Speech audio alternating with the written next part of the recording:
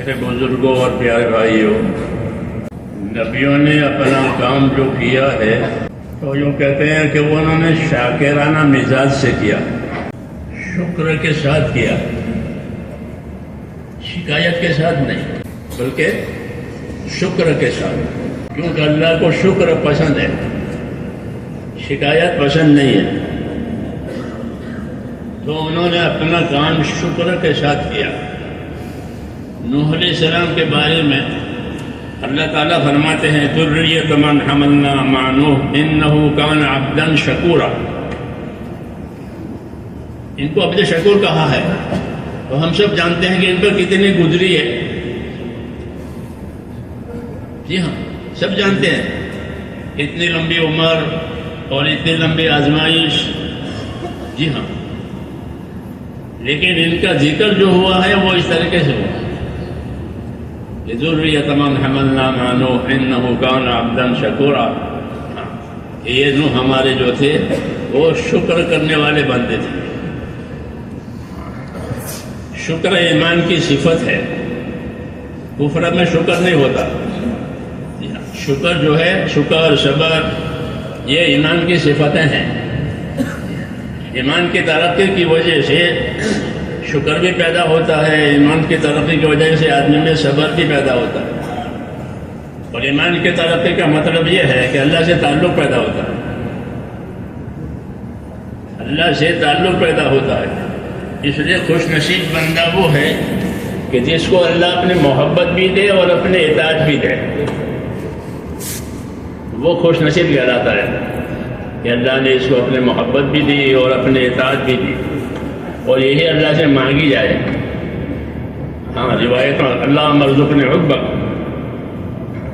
تو اللہ سے اس کی محبت بھی مانگنی ہے اور اللہ تعالیٰ سے اس کے اطاعت بھی مانگنی ہے۔ دوسری بات یہ ہے کہ دنیا ہے اور اللہ نے دنیا میں دونوں حالتیں رکھی ہیں، صبح بھی ہوتی ہے، شام بھی ہوتی ہے، رات بھی ہوتی ہے، دن بھی ہوتا ہے، دشمنی بھی ہوتی ہے، دوستی بھی ہوتی ہے، بیماری بھی ہوتی ہے، تندرستی بھی ہوتی ہے۔ ان چیزوں کے ساتھ اللہ تعالیٰ نے دنیا کو چلایا ہے۔ ہاں، کیونکہ حالات کا پیدا کرنے والا تو اللہ ہی ہے اور کوئی نہیں ہے۔ حالات اللہ پیدا کرتے ہیں، اچھے حالات آوے، ناگوار آوے، یہ زمانے بڑھاپا انسان کی زندگی میں اللہ پیدا کرتے ہیں۔ تو حالات کا پیدا کرنے والا اللہ ہوتا ہے اور کوئی نہیں ہوتا، خالق ایک ہی ہے۔ حالات کو اللہ پیدا کرتے ہیں، پھر حالات پر اللہ تعالیٰ اپنے ایمان والوں کو حالات کا بھی انعام دیتے ہیں، جیسے اعمال کا انعام دیتے ہیں۔ اللہ تعالیٰ جیسے اعمال کا انعام دیتے ہیں، حالات کا انعام بھی دیتے ہیں کہ انہوں نے ان حالات میں اپنی ذمہ داریاں پوری کی ہیں۔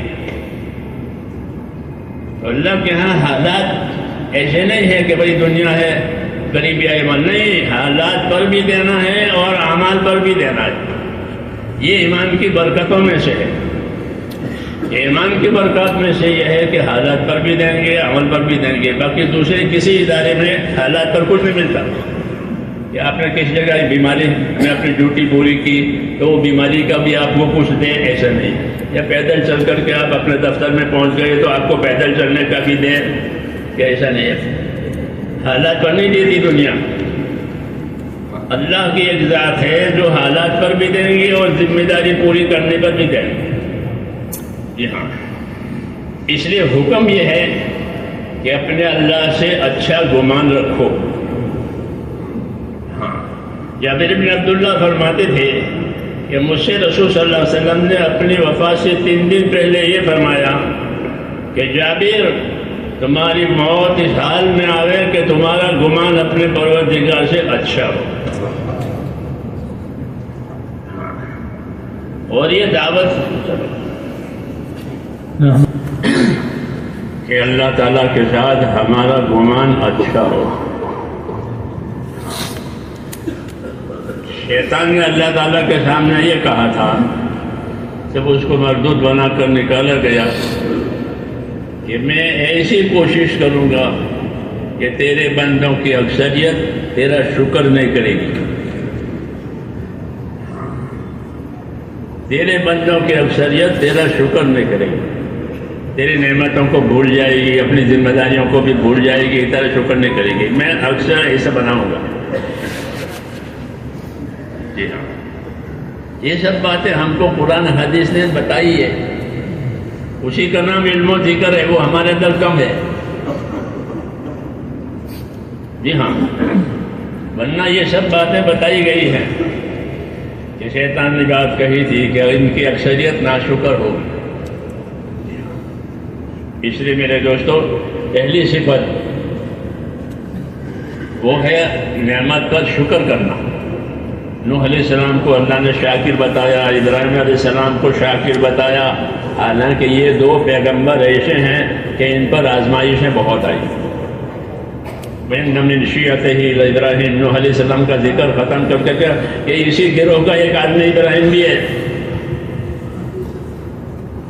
جی ہاں، سورہ صافات میں کہ وَإِنَّ مِن شِيَعَتِهِ لَإِبْرَاهِيمَ، جیسے نوح علیہ السلام ہے، لمبی مدت، لمبی ذمہ داری، لمبی پریشانی، اور اسی گروہ کا ایک آدمی یہ ابراہیم بھی ہے۔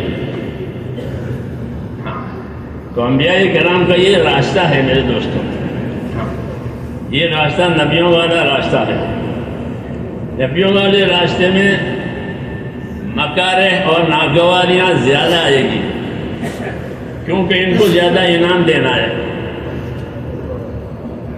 ان کو انعام زیادہ دینا ہے، تو زیادہ انعام دینے کی وجہ یہی ہے کہ ان پر ہر قسم کی ناگواریاں آئے گی، اپنوں کی طرف سے، غیروں کی طرف سے، آسمانی سلطانی مصیبتیں بھی آئے گی۔ جی ہاں، ہر قسم کی، اور یہ ان کو برداشت کریں گے، تو جس طرح ان کو ان کے اعمال پر، ان کی ذمہ داری پوری کرنے پر دیں گے، اس طرح ان کے صبر و ثبات پر بھی اللہ ان کو عطا فرمائے گا۔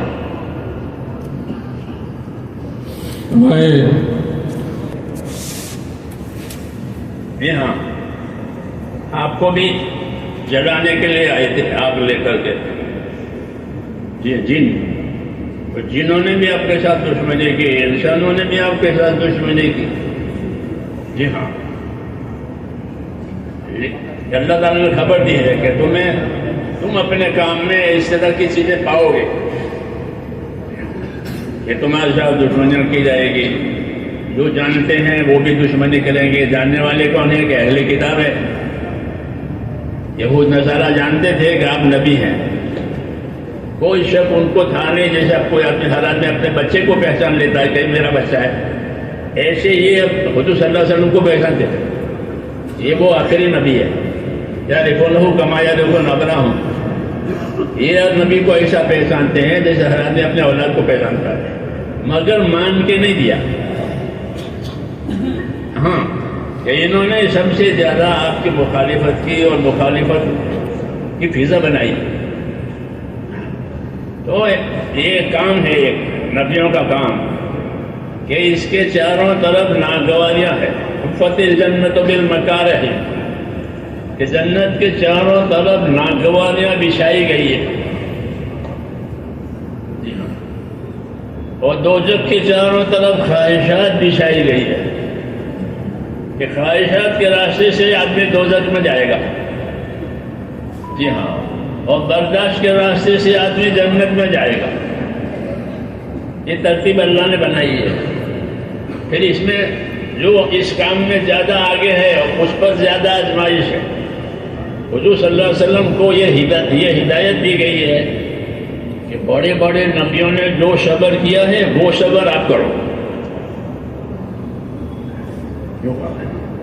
فاصبر کما صبر اولو العزم من الرسل، وہ بڑے بڑے رسول جن کی جو مثالی ہے ان کے صبر، وہ کون ہے؟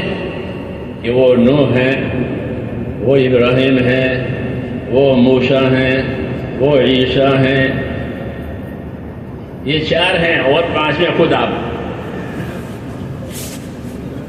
ان کو اولو العزم انبیاء کہا جاتا ہے، بڑے عظیمت والے۔ تو آپ کو حکم دیا کہ آپ ایسا وغیرہ چاہیے، انہوں نے کیا۔ تو حضور صلی اللہ علیہ وسلم کو صبر کا راستہ دکھایا جا رہا ہے۔ صبر کا صبر تو مصیبتوں میں ہوتی ہے، صبر کس میں ہے؟ مصیبتوں میں اور شکر نعمتوں میں. تو اس لیے کہا کہ یہ سارا راستہ جو ہے نبیوں کا وہ ایسا ہی ہے. ایک مشکل ختم ہوئی دوسری آئے گی. حدیثوں میں کہ آدمی کے چاروں طرف مشکلات ہے، جب ایک گئی تو دوسری آئی. جی ہاں، یہاں تک کہ اس کی موت آ جائے. اس لیے نظام الہی تو یہی ہے کہ ناگواریوں کے ساتھ اللہ تعالیٰ حق کو پھیلائیں گے. قاعدہ ہے کہ حق کو پھیلانا یہ ناگواریوں کے ساتھ ہوگا، باطل کا پھیلنا شہوتوں کے ساتھ ہوگا.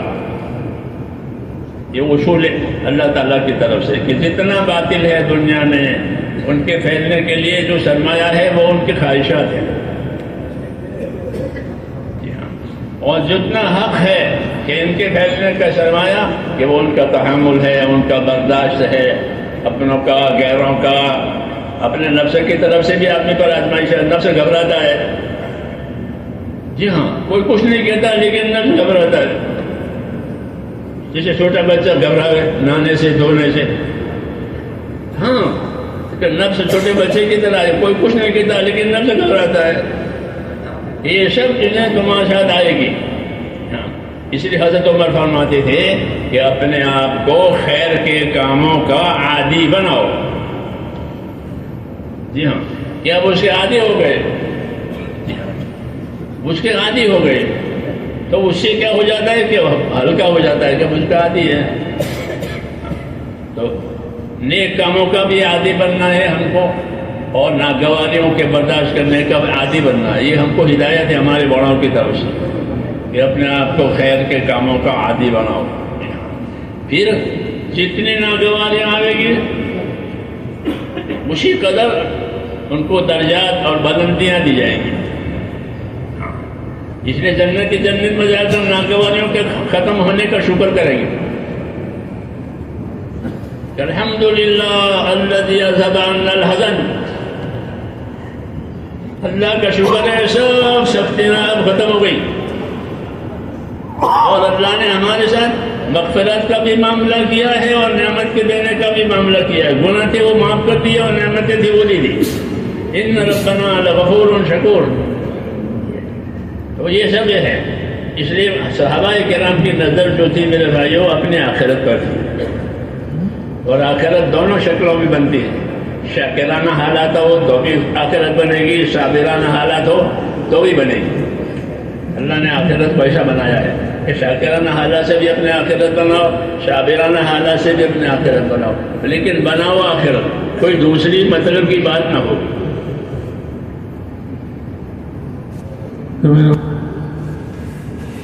حضرت شیخ رحمۃ اللہ علیہ نے فضائل صدقات میں آخر میں لکھا ہے، مال کے خرچ کرنے کی ترغیب ہے. مال تو خرچ کرتا ہے آدمی، لیکن یہ دیکھے کہ کتنا خرچ کیا. فرمایا جو خرچ نہیں کیا ہے وہ زیادہ ہے، اور جو خرچ کیا ہے وہ تھوڑا ہے. سب کے لیے حساب ہے کہ جتنا انہوں نے لگایا ہے وہ تھوڑا، وہ جو نہیں لگایا ہے وہ زیادہ. ایسے ہی تکلیفوں کے بارے میں، ناگواریوں کے بارے میں کہ جو ناگواریاں آئی ہیں وہ تھوڑی، اسی مقابلے میں جو راحتیں آئی ہیں وہ زیادہ ہے. جی ہاں، کہ دونوں چیزیں آتی ہیں دنیا میں، صبح بھی ہوتی ہے شام بھی ہوتی ہے، دونوں چیزیں آتی ہیں. لیکن دیکھیں زیادہ تو اللہ تعالیٰ راحتیں دیتے ہیں. ناگواریوں کا زمانہ وہ تو تھوڑا ہوتا ہے، بیماری کا زمانہ تھوڑا، تندرستی کہ بیماری سے پہلے بھی تندرستی تھی اور بیماری کے بعد بھی تندرستی آئی. تو یہ تکلیف دو راحتوں کے بیچ میں ہوتی ہے. ایک فَعُسْرٌ بَيْنَ يُسْرَيْنِ، ایک تکلیف دو راحتوں کے بیچ میں ہوتی ہے. لیکن آدمی گھبراتا ہے. اس لیے اللہ تعالیٰ تسلی کے مضامین نازل کرتے ہیں، اور بیماریوں پر، ناگواریوں پر، تحمل پر بھی انعام اکرام کے وعدے کرتے ہیں. حالانکہ کسی ڈپارٹمنٹ میں، کسی شعبے میں ایسا نہیں ہے کہ کوئی ناگواری آئی تو آپ کو کچھ اور ملے گا، کہ نہ کام پر ہی ملے گا اور نہیں ملے گا، کام پر میں کام کرو لے لو باقی نہیں۔ ہمارے ہاں یہ ہے کہ اصل کام پر بھی ملے گا، اور اصل کام تک پہنچنے کے لیے جو باتیں آئی ہیں، جو ناگواریاں آئی ہیں، اللہ تعالیٰ اس پر بھی دیں گے کہ ہمارے کام کے لیے اوذوا فی سبیلی وقاتلوا وقتلوا لأکفرن عنہم سیئاتہم، یہ بات کہ ان کو میرے راستے میں ایذائیں ہوئی ہے، مرنے ماننے کے حالات ان پر آئے ہیں، تو میں ان کے گناہوں کو مٹا دوں گا۔ جی ہاں، تو اللہ تعالیٰ ناگواریوں پر بھی دیتے ہیں۔ جی ہاں، کہ ناگواریاں کام میں آئی ہے کہ اس پر بھی دیں گے اور اصل کام پر بھی دیں گے، اس لیے کوئی کسی حال میں بھی نا امید نہ بنے، یہ حکم ہے کہ کوئی کسی حال میں نا امید بھی نہ بنے اور کسی اچھے حال میں مغرور بھی نہ بنے، کہ اپنے اچھے حالات کی وجہ سے کہ مغرور نہ بنے، ایک اوپر سے اچھے حالات آئے ہیں کہ اللہ کی طرف سے آئے ہیں، ناگوار آ گئے وہ اللہ کی طرف سے آئے ہیں، یہ حکم ہے ہم کو، اسی میں ہماری تربیت ہوتی ہے، اور تربیت کے بعد جو کام ہوتا ہے وہ زیادہ صحیح ہوتا ہے۔ مجھے پسند ہے کہ تنہائیوں میں ندامت ہو اور انابت ہو، اپنی تنہائیوں کو انابت والی اور ندامت والی بنانی ہے۔ جی ہاں، کہ انابت پر ہدایت آئے گی، وَيَهْدِي إِلَيْهِ مَن يُنِيبُ۔ اپنی تنہائیوں میں انابت کہتے ہیں دلوں کا رجوع اللہ کی طرف، کہ کوئی کام بنانے والا نہیں ہے، کوئی بخشنے والا نہیں ہے سوائے اللہ کے۔ جی ہاں، کہ بخشے گا تو وہی بخشے گا، سزا دے گا تو وہی سزا دے گا، حالات بناوے گا تو وہی بناوے گا، بگاڑے گا تو وہی بناوے گا۔ خالق کل شیء، ہر چیز کا وہ پیدا کرنے والا ہے، تو ضرورت اس کی ہے، یہ کوئی تحریک نہیں ہے جیسے دنیا میں تحریک چلتی ہے۔ جی ہاں، یہ تحریک نہیں ہے، یہ تو عبادت پھیلانے کی محنت ہے، کیونکہ اللہ نے انسانوں کو، جناتوں کو عبادت کے لیے پیدا کیا ہے، یہ حکومت کرنے کے لیے، کمانے کے لیے کہ نہیں، میں نے جناتوں کو اور انسانوں کو صرف میری عبادت کے لیے پیدا کیا، یہی موضوع ہے، مقصد ہے ان کی زندگیوں کا،